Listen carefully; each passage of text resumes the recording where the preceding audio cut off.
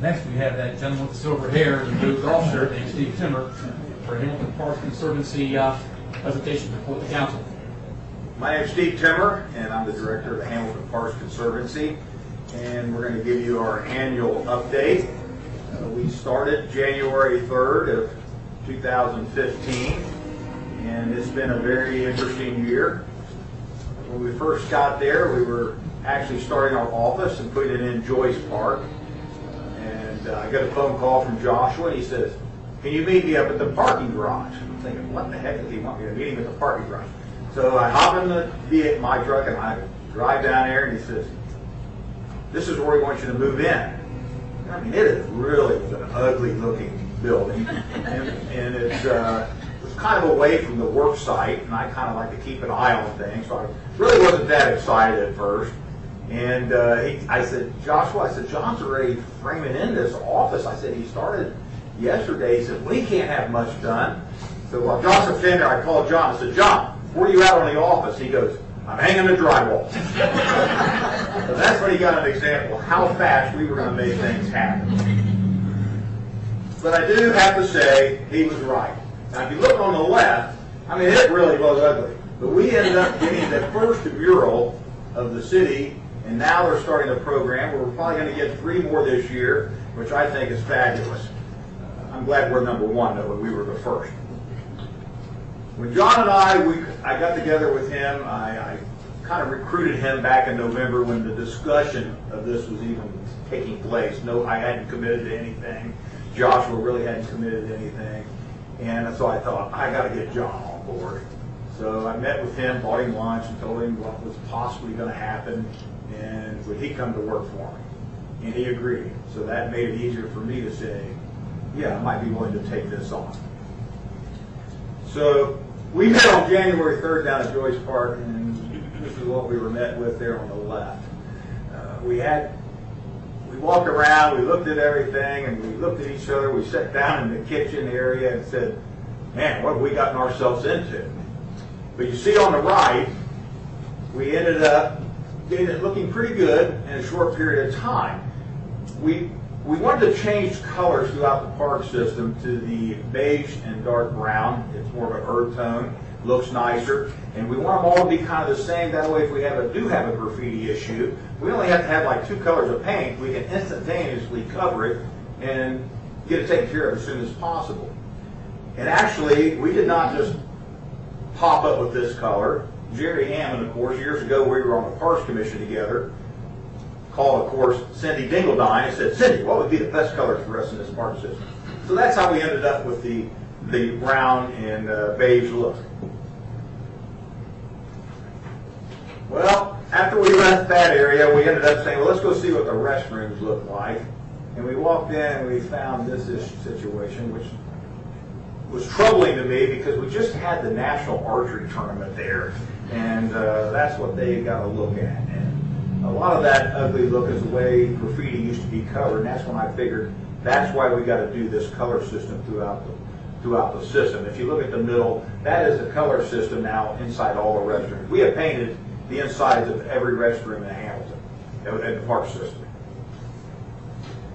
Then we moved on to the newer park we named Jim Grimm Park, and the city had completed that splash pad, and it's really a very popular spot, and there's not really much park amenities on that side in that area of town, so we're going to continue to develop that park and try to make it a little bit better.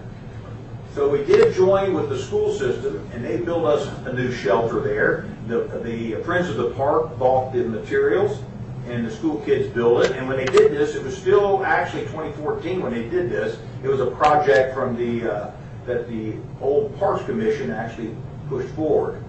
The new play set was a gift from the Hamilton Community Foundation, and it's an ADA compliant playground. And fortunately this year, we have a grant from the Ohio Department of Natural Resources for a new playground at BTW, and we also have a recommendation for the Community Development Block Grant for a new one at Milligan Woods.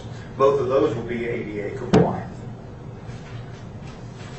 And we started moving through the system and kind of wanted to see what we were going to do. And of course, Milligan Woods had a lot of issues. believe it or not, we've cut down probably 160 dead trees in Milligan Woods alone. In the entire system, we've cut down over 320. And it was a big chunk of our budget went to tree removal, which had to be done, but it was very unsafe for the kids. But at Milligan Woods also, we had the burnt shelter there. It was one of the original shelters built back during the 1930s. Very historically significant. And we had to find a carpenter really that could cut rafters and kind of do this kind of thing, which nowadays isn't the easiest to find. But actually Todd Stidham, who's actually one of the carpenters that's working for Core now, is the one that did this for us. And it, as you can see, the progression and how nice it really turned out. Also, Milligan Woods, it's going to be one of our new splash pads. So we had to build a new addition on the building to house the pump room and also some storage area. And we ended up finding out that the old section, the plywood was rotted when Joe Giuliano went through the roof. So we actually tore off all the plywood there and have a complete new roof system through the entire project now. The lower right corner is Hamilton Heights Carpentry class again, donating labor to build us another shelter. Matter of fact, they built 2 shelters in Milligan Woods. They're not quite complete yet, but they're working on it. And that's one of the collaborations that we've been able to set up, is one with the school systems carpentry class, and also with the Core Fund carpenters. The Joes, we call them the Joes, are the ones that actually framed in that root system. They cut all the common rafters and they built the system, put the plywood on and sheeted it and put the shingles, and they did an absolute fabulous job. They're very skilled. We are also adding some security, and that's pretty much through not just Milligan Woods, we also have them at Crawford Woods. Crawford Woods is also a new splash pad that will be opening this Memorial Day. It's complete, ready to roll. We also, when we discussed putting the splash pad there, there was a restroom there that was not ADA compliant, and it was in really bad shape, so we had to do something with that. As you see, that's it on the left, and on the right is our new restroom facility that also has the pump room and some storage. I'm trying to put some storage areas, because one of the things I would really like to do at some of our major parks is to have someone maybe on site a lot more during the daytime. They could be doing work throughout the system, but also providing eyes within that park. I was thinking of Crawford Woods and maybe Milligan Woods. Also, with another one of our collaborations is with the Public Works Department. They did a fabulous job putting us in a new parking lot at Crawford Woods. We paid for the blacktop and materials, and then they did the actual paving expertise. So that's another great collaboration we've had, and they did a really, really nice job. And then we move on to Miami Woods. Miami Woods is an area that, other than the golf course, not much was going on there. So we wanted to revitalize the pond first, because it was in very bad condition. It was probably a dead pond. It was really green. We had to get it aerated. Of course, my cheapness, I told Chad that, man, we really don't have money for, we can't really justify spending money on a fountain when we got all these other issues. But Jim and Sue Fitton came through and bought us the fountain. So we do have a fountain in the pond now, which is helping aerate it. And then I really wanted to get the trail system back. There was a really nice trail system through Miami Woods. And I ran into John Granville from Metro Parks, Butler County Metro Park System. And we got to talking about things that we may be able to collaborate with. And I told him, I says, well, I do have a project that I'd like to get done, and it's trail building, and I don't have the equipment or the manpower to do that. Is that something we can work together on? And he said, absolutely. So Metro Parks built this very nice new bridge that actually will hold the weight of a small vehicle so they can get back in there and work. And that is finished, and they are actually working on the trail system as we speak. So that's another collaboration we've been able to work with, and we've got discussion on a few other projects.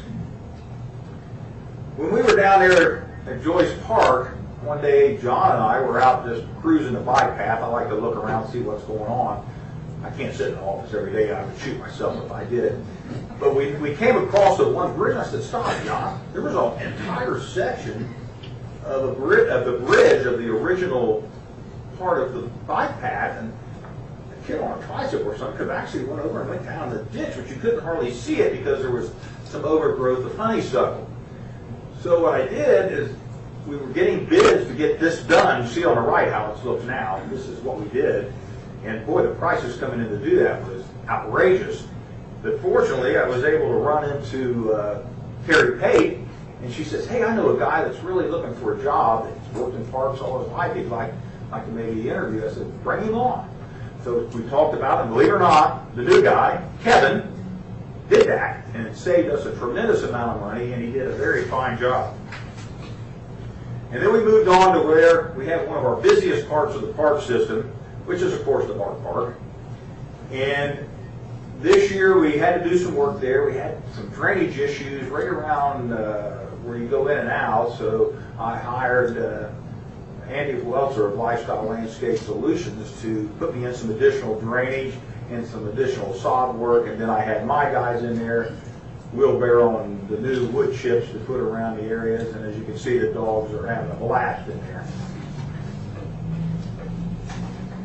And when we moved on, one of the areas that I seen where we had some safety issues, and we don't have them all corrected yet because we just basically run out of time and we have to watch our funds, but it was in playground for fall protection. We installed right around 800 cubic yards of playground fall protection. Now when you equate that to, let's think of a large concrete truck, one of the large concrete trucks hauls around 11 cubic yards. So that's equal to 72 concrete trucks worth of playground dirt that we put out this past season.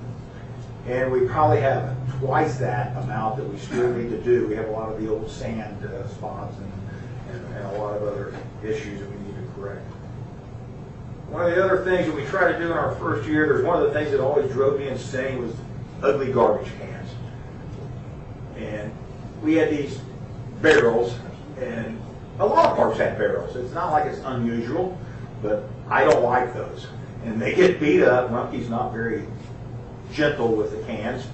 And you'll have one green one, one blue one, one yellow one, and it just was not what I wanted. So at Loaders, we got rid of the barrels at Loaders, and we got nice cans that match the seating that's there now. And we also do a community development block grant for the Campbell Avenue Park. We replaced the blue barrel that's there and put those nice wrought iron black cans, and we put some dog weigh stations, new gravel, and we have, I believe it's 8 benches that'll be set as soon as we get some decent weather.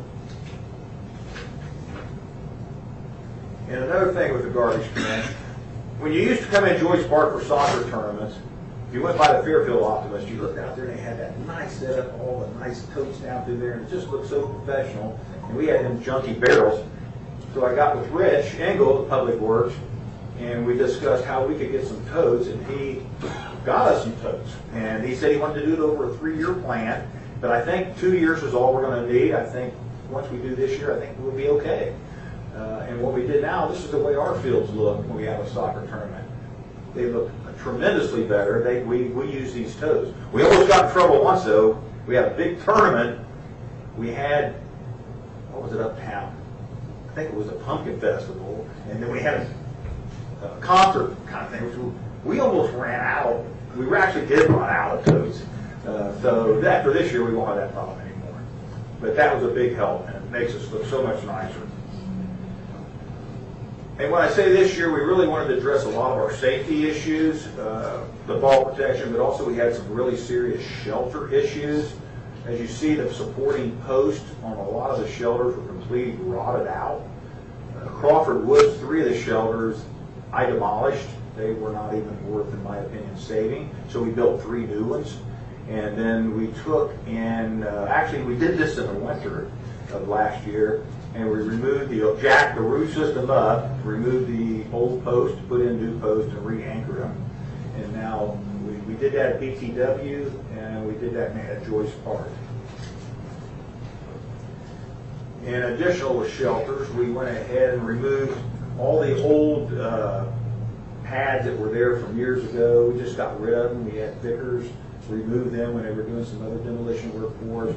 And our new pads are part of a program. All of our shelters, we have a blueprint that was prepared for us by CDA, Community Design Alliance, Mike Dingledine, that does pro bono work for us and has given us our blueprints, which is a tremendous savings and a tremendous help. Just like everything else he does in the community, this is one of his projects that he does, and it's been a big help to us. And then the shelters at Joyce Park. We had the mass tournament coming in, and this was one of the things. We had people sending me emails, which, are you going to do something with the parking lots down there? Last year, I don't think an emergency vehicle could even have got in there. Blah, blah, blah, blah, blah, blah, complaining. Well, we'd already fixed them. We had done work on the parking lots very early in the year. We added the one, and then we redid another. They're not blacktop, but at least they don't have the big holes and stuff anymore. But one of the other things I wanted to do, and I contacted the contractor and said, I got to have this done before the match tournament. I want every shelter in Joyce Park to have new gable ends, all new trim boards, and to be painted inside and out before the tournament. He says, I don't know if I can do that. I said, you got to do it. And he did. And we went from the ugly blue to what we have now down there, which is, and we actually didn't have to purchase the siding. There was actually a skid bundle of T111 siding that was already down there. So we used it and put all new. So all that's new, even though the shelters, I would like to replace all of them, but now they at least look nice and they put forth a real nice appearance. So I talked to our board at the end of last year, and I wanted to keep probably a little bigger staff through the winter than what they normally did in the past, because I wanted to build new picnic tables, I wanted to refurbish picnic tables, I wanted to get in there and clean up some honeysuckle areas that we normally couldn't get to during the season, because once grass starts growing and the concerts start, the splash pad starts, it's all hands on deck, and the extra stuff is impossible to get accomplished.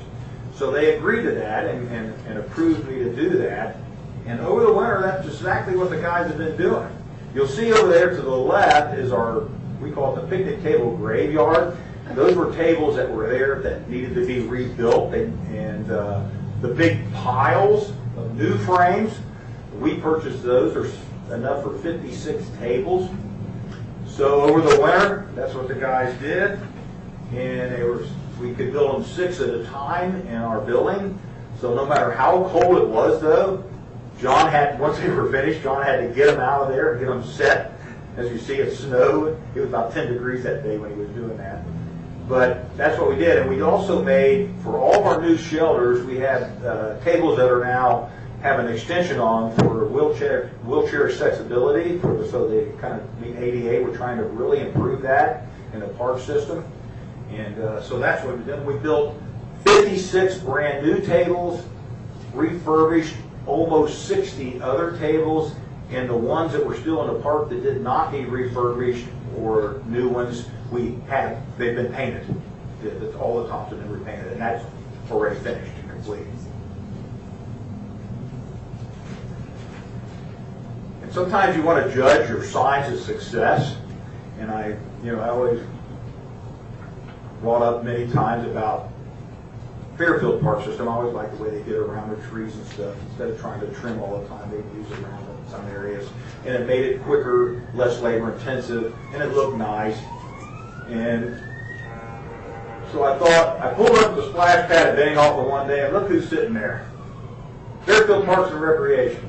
They brought a bunch of kids from one of their programs, and we used our splash pad at Benninghoff. Now, I consider that one hell of a sign of success, but we have Fairfield now coming to Hamilton to use our parks. We're going to get into something. And income, this includes some capital money that we used this year. It shows $1,972,304.78. That includes some donations, capital money, and operating, and what we spent. Tom watched me like a hawk to make sure I did not overspend. Good little story. This is how close he looks at these invoices. One of them from Lowe's that said espresso on it. He said, "Did you buy an espresso machine?" Well, no, I didn't buy any espresso machine.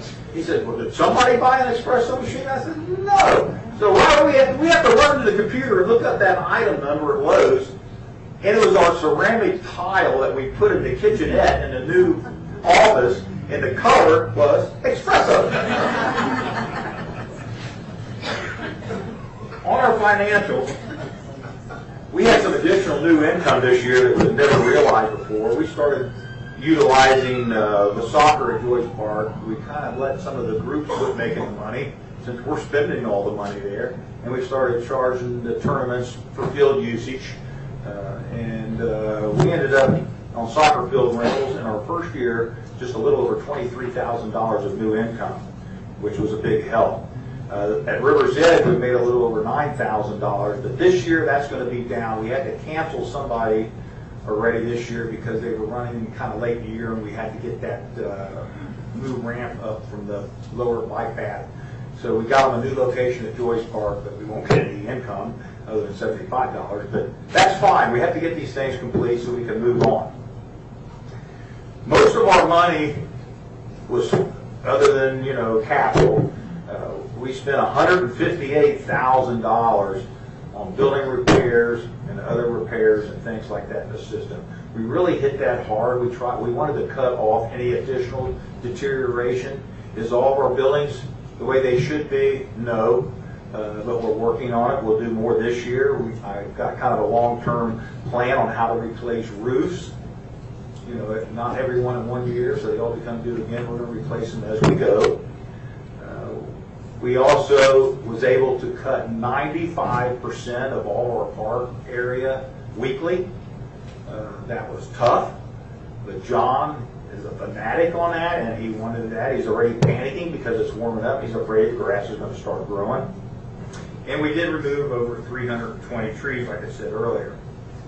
This is somewhat a graph of how our money kind of went. You'll see the red was capital expenditures, and well, that's income. That's our grant funds for capital is in the red. So that's 2 splash pads, 6 shelters. In our parking lot materials and things.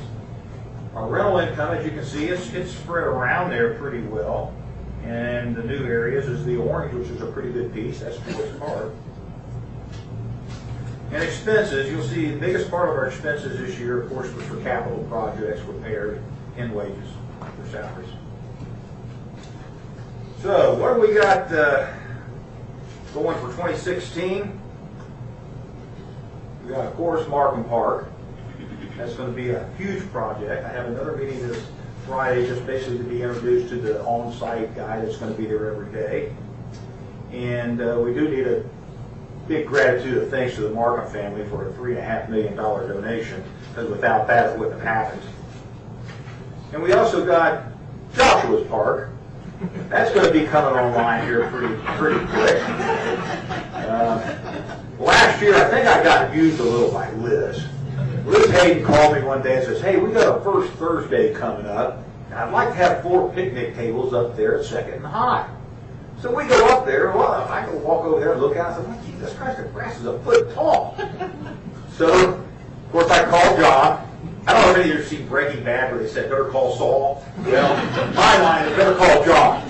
So I give John a call and I said, John, here's what I need. I need 4 picnic tables, a weed eater, a lawnmower, and I need it within an hour. He was there in 30 minutes. And they cut everything down, got everything mowed, and set the tables, and we took care of the grass cutting on that for the rest of the year. Oh, what did I do? Okay, let's talk about our board of trustees. I got a great board of trustees. They are just, there's no hidden agendas. Their whole thing is just to work as hard as they can for no money to provide Hamilton with the best park system we can afford and provide. I firmly believe that this is a way we can affect our 17 strong neighborhoods probably more than any other way. We got parks in every neighborhood, and if we turn them around and make them look the way they need to be looking, that's going to be a big part of that 17 strong. Another thing the board does, they give me a lot of leeway as far as getting things done without a lot of, how should I say it, bureaucracy. They give me flexibility. And I'll tell you one thing happened yesterday. I get called by Tanya at BTW, and she says, can you come down here for a meeting over the Little League Baseball we're starting. So I drove down there, and they got a baseball field there. The Little Joes are going to play on it, which is a 9-year-old team.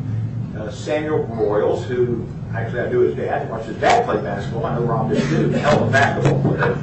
And he wants to start a Little League program. So he says, what can we do? So we walk out to the field. I said, what do you need us to do? He says, well, can you roll the field? And I said, well, I was talking to Darryl last year, Grissom of the Hamilton Joes. He says, for this to be a really official Little League field, it needs about 5 or 6 feet deeper.